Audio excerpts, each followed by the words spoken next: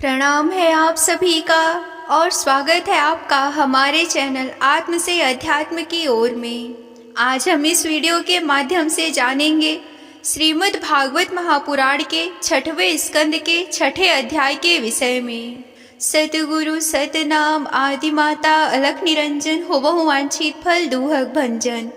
ओम श्री गणेशाय नमः। अथ षष्ठो अध्यायः। शीर्षक दक्ष प्रजापति की 60 कन्याओं के वंश का विवरण।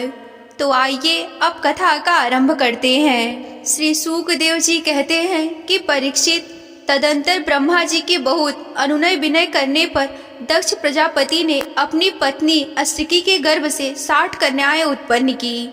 वे सभी अपने पिता दक्ष से बहुत प्रेम करती थी। दक्ष प्रजापति ने उनमें से 10 कन्याएं धर्म को, 13 कश्यप को, 27 चंद्रमा को, 2 भूत को, 2 अंगीरा को और 2 कृशावस को और 4 शेष ताक्षर्य नामधारी कश्यप को ब्याह दी। परीक्षित, तुम इन दक्ष कन्याओं और इनके संतानों के नाम मुझसे सुनो। इन्हीं की वंश परंपरा तीनों लोक में फैली हुई है। धर्म की 10 पत्नियां थी, भानु, लंबा, कुकुभ, जामी, विश्वा, साध्या, मरुदवती, वसु, मुहूर्ता, संकल्पा। इनके पुत्रों के नाम सुनो। राजन, भानु का पुत्र देव ऋषभ और उसका इंद्रसेन था। लांबा का पुत्र हुआ विधोत और उसके मेघगढ़। कुकुभ का पुत्र हुआ संकट, उसका कीरट और कीरट के पुत्र हुए पृथ्वी के संपूर्ण दुर्गों के अभिमानी देवता। जामी के पुत्र का नाम था स्वर्ग और उसका पुत्र हुआ नंदी। विश्वा के विश्वदेव हुए, उनके कोई संतान ना थी।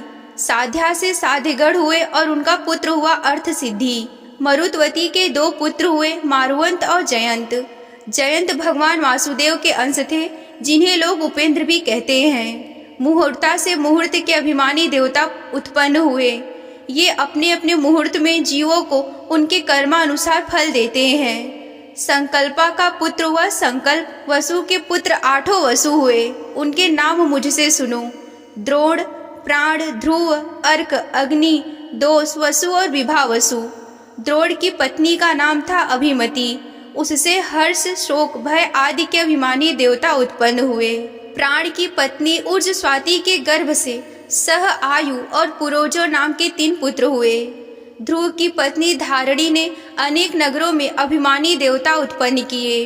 अर्की की पत्नी वासना के गर्भ से तक्ष, तृष्णा आदि उत्पन्न हुए। अग्नि नाम की वसु की पत्नी धारा के गर्भ से द्रविड़क आदि पुत्र उत्पन्न हुए। कृतिका पुत्र स्कंद भी अग्नि से ही उत्पन्न हुए हैं। उनके विशाख आदि का जन्म हुआ है। दोष की पत्नी सरवरी के गर्भ से शिशुमार का जन्म हुआ।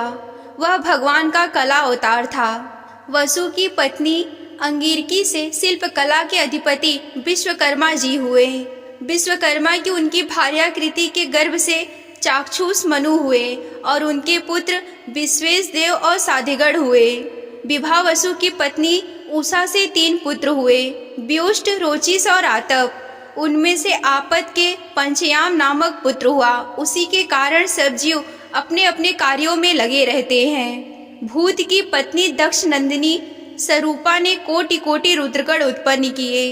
इनमें रैवत, अज, भव, भीम, वाम, उग्र, वृषाकपि, अजय, पाद, अहिर, बुद्ध्यन्य, बहुरूप और महान, यह 11 मुख्य है। भूत की दूसरी पत्नी भूता से भयंकर भूत और विनायक आदि का जन्म हुआ। ये सब 11 प्रधान रुद्र के महान पार्षद हुए। अंगीरा प्रजापति की प्रथम पत्नी स्वधा ने पितृगण को उत्पन्न किया और दूसरी पत्नी सती ने अथर्वांगिरस नामक वेद को पुत्र के रूप में स्वीकार लिया।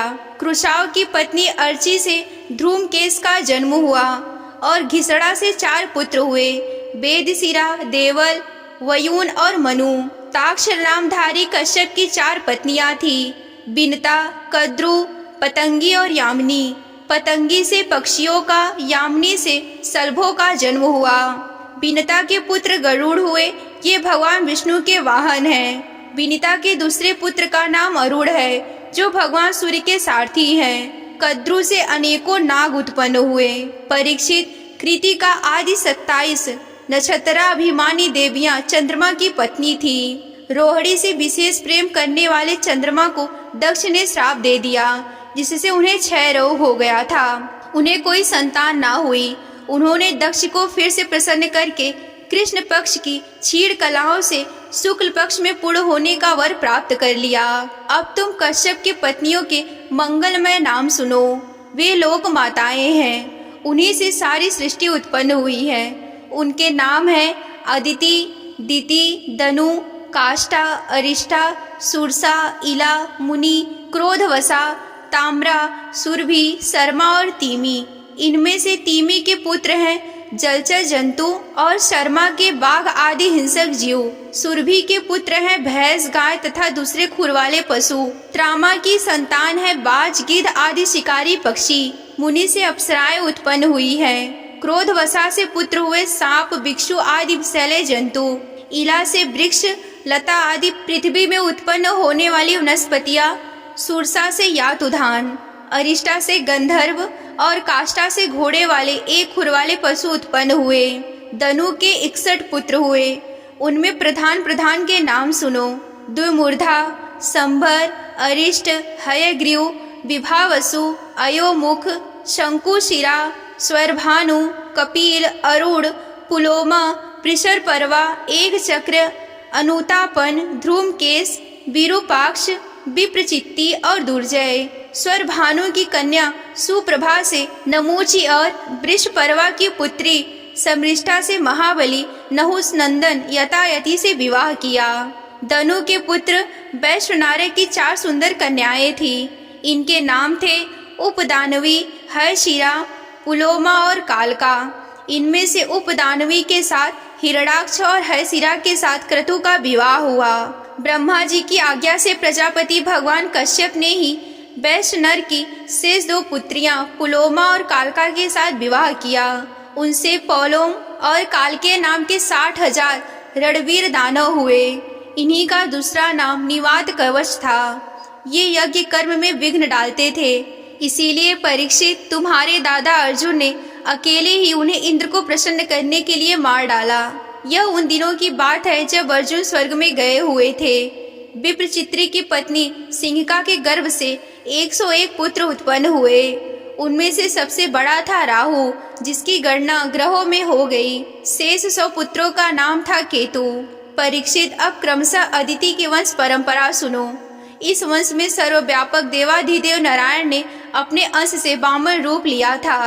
अदिति के पुत्र थे विश्वस्वान, अर्यमा, पूषा, त्वष्टा, सविता, भग, धाता, विधाता, वरुण, मित्र, इंद्र और वामन। यही 12 आदित्य कहलाए।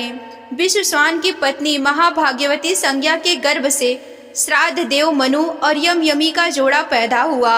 संज्ञा ने ही घोड़ी का रूप धारण करके भगवान सूर्य के द्वारा भूलोक दोनों अश्विनी कुमारों को जन्म दिया। विश्वस्वान की दूसरी पत्नी थी छाया। उसने सनेश्वर और सांवर्णी मनु के 2 पुत्र तथा तप्ती नाम की एक कन्या उत्पन्न हुई। तप्ती ने संवरण को पति के रूप में वरण किया। अर्यामा की पत्नी मातृका थी। उसके गर्भ से चक्षड़ी नामक पुत्र हुए।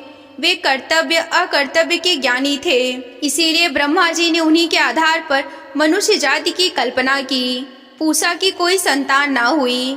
प्राचीन काल में जब शिवजी दक्ष पर क्रोधित हुए थे, तब पूषा दांत दिखाकर हंसने लगी, इसीलिए वीरभद्र ने इसके दांत तोड़ दिए थे। तब से पूषा पीसा हुआ ही अन्न खाते हैं। दैत्यों की छोटी बहन कुमारी रचना त्वष्टा की पत्नी थी। रचना के गर्भ से 2 पुत्र सन्निवेश और पराक्रमी विश्वरूप। इस प्रकार विश्वरूप यद्यपि शत्रुओं के भांजे थे, फिर भी जब देवगुरु बृहस्पति ने इंद्र से अपमानित होकर देवताओं का परित्याग किया, तब देवताओं ने विश्वरूप को ही अपना पुरोहित बनाया था। यहीं पर श्रीमद् भागवत महापुराण के 6वें स्कंद का 6ठा अध्याय समाप्त होता है। अगर आप श्रीमद् भागवत महापुराण की कथा में रुचि रखते हैं और विस्तार पूर्वक वर्णनी हुई सुनना चाहते हैं, तो हमारे चैनल को सब्सक्राइब कर लें। ये अध्याय आप सभी को कैसा लगा हमें कमेंट करके बताएं। आज के वीडियो में बस इतना ही। मिलते हैं अगले वीडियो में। तब तक के लिए आप सभी को जय आदि शक्ति भोलेनाथ जी। हर हर महादेव।